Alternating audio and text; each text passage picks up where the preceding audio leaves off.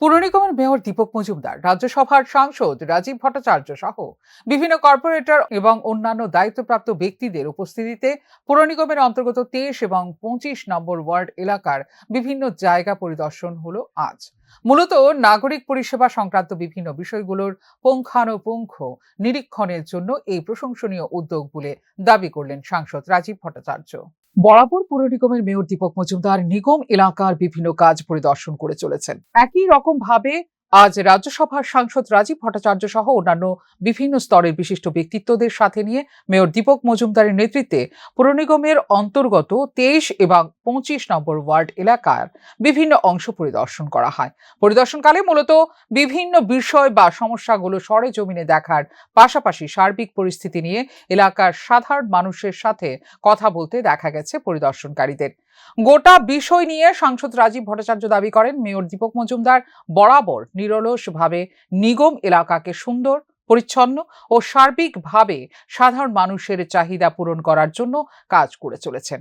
এই প্রকারের উদ্যোগগুলো প্রকৃত অর্থে সাধারণ মানুষের নাগরিক পরিষেবার মান উন্নত করবে বলে রাজীব ভট্টাচার্য আশা প্রকাশ করেন।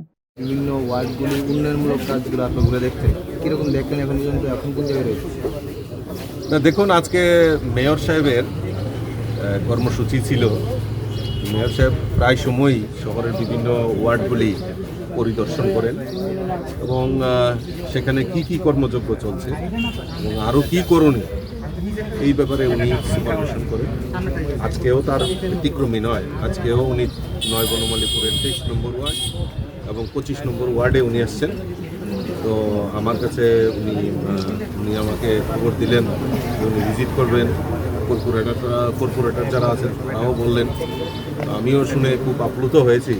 মেয়র সাহেবকে ধন্যবাদ জানাই যে ওনার নির্লস প্রয়াসে আমাদের আগরতলার যে মিউনিসিপ্যালিটির যে কর্মযজ্ঞ সেটা মানুষের নাগরিকদের পরিষেবা দেওয়ার জন্য যেভাবে ওনারা এগিয়ে যাচ্ছেন, এটা আমাদের কাছে সবচেয়ে বড় অ্যাচিভমেন্ট। এখানে উল্লেখ করা প্রয়োজন, মেয়র হিসেবে দায়িত্ব নেওয়ার পর থেকে নিগম এলাকার প্রায় প্রতিটা প্রান্তরে বিভিন্ন সময়ে মেয়রের নেতৃত্বে এবং অন্যান্য কর্পোরেটরদের উপস্থিতিতে সাধারণ মানুষের স্বার্থ সংশ্লিষ্ট বিভিন্ন বিষয় নিয়ে মাঠে ময়দানে কাজ করতে দেখা যায়।